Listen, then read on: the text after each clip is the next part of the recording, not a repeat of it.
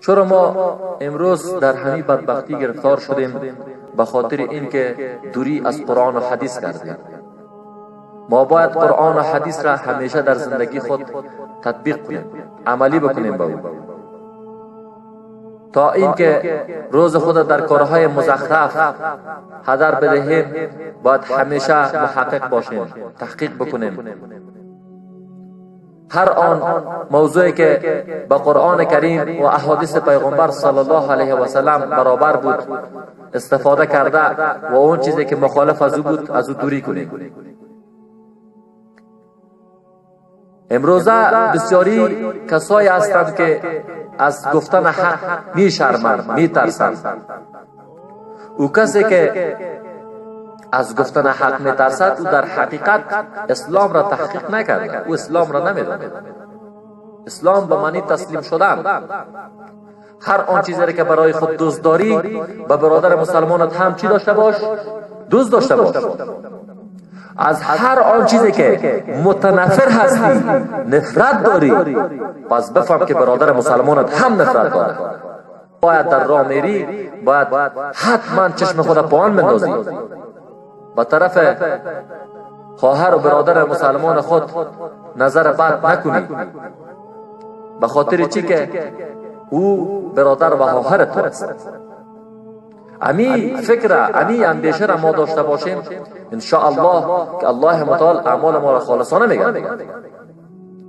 و موضوعی که به نهایت مهم و ضروری هست، با همون اندازه که ضروری و لازم است با همون اندازه ما را چی کردیم؟ فراموش کردیم. که همانا اخلاص می باشد که الله متعال می فرماید و ما امروا الا لیعبدوا الله مخلصین له الدین. الله متعال امر کردگی است که مرا خالصانه عبادت بکنید، خالصانه بندگی بکنید. و حدیث صحیح است، حدیث متواتر است که در تمام کتاب‌های موجود هست. در هر کتاب حدیث که شما بخواهید تحقیق بکنید هست که انما الاعمال بالنیات. تمام اعمال شما، تمام دار و مدار شما با نیت شما بستگی دارد که نیت شما چیست. اگر جهادی هستی، جهادت به خاطر چی بوده؟ جهاد تو اگر به خاطر قدرت، به خاطر چوکی، به خاطر ای باشه که ما در بهترین قصرها زندگی بکنم، خود در حقیقت تو هم تمسخر به جهاد کردی، هم تمسخر به احکام الله سبحانه و تعالی کردی. اگر جهاد تو به خاطر الله سبحانه و تعالی باشد، به خاطر قرآن کریم باشد، به خاطری باشد که امروز به دین، به قرآن، به همه چیز توحید صورت میگیرد و تو جهاد میکنی، خو قبول میشود. جهاد به خاطر شهرت نباشد. جهادی نیست که با کفار دوستی بکنی، در حالی که قرآن کریم میفرماید ولن ترضى عنك اليهود ولن النصارى. اما ما چی کردیم؟ برادر گفته کفار امروز برادر میگن، اما با برادرهای مسلمان خود جنگ میکنند، خونش میریزه، صدها خانواده را یتیم و بیچاره میکنند، اما با کفار در میز مذاکره میشینند. چی حال بود؟ باز حرف از مسلمانیت میزند. الله متعال تمام اعمال ما شما را خالصانه بگرداند، اگر در غیر آن ما هلاک و برباد میشیم.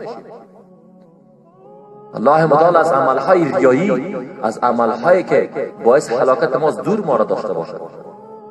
ما را توفیق این را نصیب بکند که مطابق قرآن کریم و احادیث صحیح پیغمبر صلی الله علیه و سلم زندگی بکنیم. امروز جوانان ما با جای این که اشک بریزند، در فلسطین شما شاهد هستید چه حال است که روزانه صدها اطفال، صدها جوان و نوجوان، صدها خواهر و برادر مسلمان ما شما را ظلم سرش صورت میگیرد، با انواع مختلف به قتل میرسانند. همونطور در هندوستان، در کشورهای دیگر بالای مسلمان ها ظلم صورت میگیرد، اما امی جوانی که امتی رسول الله خدا میگیرد گوشکی در گوشش است، 4 تا خاندانای 4 تا دلال خبیث انسان هایی که از دین دور هستند باز کلمات کفری در جریان خواندنشان میگه. بیادبی ما ایوان واره اونجا جفیره میره باز او دیگهش ماشاءالله برش میگه، خیر ببینی برش میگه. اما یک کسی که حرف دین را بیان میکند، حرف حق را میزند، او در زندان باشد. و این انسان هایی که در برنامه های کفری ستاره افغان اشتراک میکنه اینها بهترین زندگی بکنن. این شد مسلمانی. و امروز دوستای عزیز اما ما از کسی گله دارم که برش میگه حق را بیان بگو از تاپه میترسم، در حالی که بر رسول الله صلی الله علیه وسلم خیلی تاپه زده شده. بر از او ساحر و جادوگر و ابتر و معاذ الله ابتر پیغمبر اسلام رسول الله صلی الله علیه وسلم معاذ الله ای دنبوریده بوده که این ابتر میگفتن؟ نه خیر. اما امروز با تو شرم نیست که از یک زندان و از یک تاپی وهابی و از یک تاپی داعش بترسی؟ ما که بیان بکنم، ما که بگویم موسیقی حرام است، در سوره لقمان آیه 6 به صراحت حرام گفتش، باز تو چی کاره باشی که بیایی بگویی حلال است؟ این را الله و رسول الله صلی الله علیه و سلم حرام گفته. ما که بیان بکنم که شراب حرام است، با یک قطره شراب 40 روز نمازتون نمیشه، ایمان از سرت کوچ میکنه. ایمان با مو قسمه که چتری به سرت است نمیرخم بالای سرت میگرده، تو چی کاره باشی که امروی ما دشمنی بکنی؟ این حرف الله و رسول الله است. زمانی که چرس و قمار و امثال همه که ما بیان بکنم که با اون نزدیکی نکن، تو چی کاره باشی که باز امروی ما دعوا میکنی و دنگله میکنی؟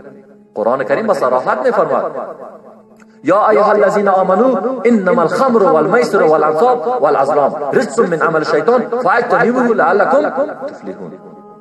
امینها چرس و شراب و قمار اینها همهش عمل شیطان است، از این دوری کن تا رستگار شد.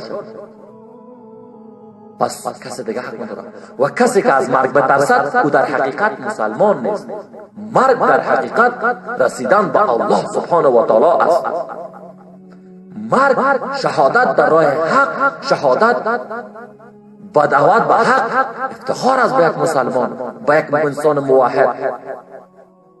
یگام لفظای دارند فلانی خوب وطن پرست است. نه برادر، کلمه اشتباه میگی. مسلمان موحد می باشد، مسلمان یکتا پرست می باشد، مسلمان وطن پرست نمی باشد. مسلمان وطن خود دوست دارد اما وطن پرست نیست. بعضی از کسایی هستند که ما وطن پرست هستم، این کلمه که بگو خدا پرست هستم. پس ببینید که ما چقدر در شرک گرفتار هستیم. و یک شرکی که امروز دوستای عزیز در میان ما شما است که الله متعال از او ما را دور داشته باشد، او همان شرک رهبری یا شرک سیاسی است که امروز همگی گرفتارش است. فرض الله سبحانه و تعالی را ترک میکنند، نماز نمیخوانند، اما امر رهبرش قطع نمیکنند. روستا بگه سیخ استاد است در مقابل رهبرش، اما در مقابل الله سبحانه و تعالی که همان نماز است که فرض عین است استاد نمیشه 5 دقیقه. الله متعال ما را از شرک رهبری دور داشته باشد. این شرک سیاسی است. میگه اگر رهبرم گفت جان بده چی میتونم؟ جان میتونم. اما الله متعال برازی میگه که تو مطابق قرآن کریم زندگی بکن، نمیکنی، باز نام خدا مسلمان میمونه. گفتیم دوستای عزیز الله متعال یک قاتل با وجود قتل کرده، یک شرابی که شراب خورده، یک قمارباز قمار میزنه، یک بچه باز و امثال هم عملهای بزرگ، عملهای حرام انجام میدهند. الله متعال امکان دارد اینها را ببخشد اما شرک را نمیبخشد. شرک یک ظلم بزرگ است. در سوره لقمان الله متعال میگه ان الشرک لظلم عظیم. شرک یک ظلم بزرگ است که انجام میده. پس الله متعال ما را از عملهای شرکی دور داشته باشد. دوستان عزیز ما کوشش بکنیم چیزی را که برای خود ما دوست داریم، برای برادر مسلمان خود چی داشته باشیم؟ دوست داشته باشیم. از هر آن چیزی که متنفر هستیم نفرت داریم، و برادر مسلمان خود هم این را قبول بکنیم اون هم نفرت داره و مطابق دین الله سبحانه و تعالی زندگی بکنیم. پدر، مادر، جان، مال، همه چیز فدای راه و روش رسول الله صلی الله علیه و سلم بگردیم. الله متعال تمامی اعمال ما و شما را خالصانه و مخلصانه بگردیم و الله متعال به ما و شما توفیق این را نصیب کند. برادر، خواهر، همه دوست و اقارب خود بگوییم که حتما تو باید قرآن کریم با طریقه درست یاد بگیری. قرآن کریم با قاری و مولا نگذاری. این قرآن کریم با قاری یا با مولا با همسال هم نازل نشد. این قرآن کریم قانون الله متعال است، پند اندرز است، با همه مسلمانان نازل شد. با همگی نازل شده که مطابق ازی زندگی بکنند، مطابق ازی زندگی بکنند و از هر آن چیزی که الله متعال تجویز کرده استفاده کرده و از هر آن چیزی که منع فرموده چی کنه؟ از دوری کنی. هر آن چیزی که الله متعال برای ما و شما تجویز کرده او نعمت هست، او خودش نعمت تلقی میشه و از هر آن چیزی که الله متعال منع کرده او ضرر است، او حرام است. اگر نزدیک شویم الله متعال ما را هلاک می‌سازد. امروز ما و شما شاید از ما با می جوانان میگم در همین سیگرتی که شما میزنید، در همین چرسی که میزنند، در همین چندین حرام است. اولی که با خودت ضرر میرسونی، دومی که تو در حالت سکر و نشه میباشی، نماز تو قبول نمیشه، سومی که فامیل تو، دوستای تو از تو گریزان هست، در قدم دیگه ای که جامعه از تو بد میبره، رد داره. تو چرا با یک عالم خود مقایسه میکنی؟ آیا این قرآن کریم تنها با مرده ما و شما آمده؟ نه خیر، این قرآن کریم مرده و زنده ما مطابق دین اسلام باید باشد. اگر ما زمان یک دوست ما وفات میکند، بهترین کلمه، بهترین آیه را با شما انا لله و انا الیه راجعون، از طرف الله آمدیم پس به طرف الله میریم و بازگشت همه ما به سوی الله هست. اگر عروسی میکنیم به نام عروسی مسلمانی نکنیم. امروز میبینیم عروسی های ما به نام مسلمانی است. پیسه از بانکای سودی میگیره، قرض میگیره، عروسی میکنه، باز میگه والا عروسی من تو یک جنجال شد. دوم، موسیقی در اون که موسیقی سر را پا حرام است، حرام قطعی است.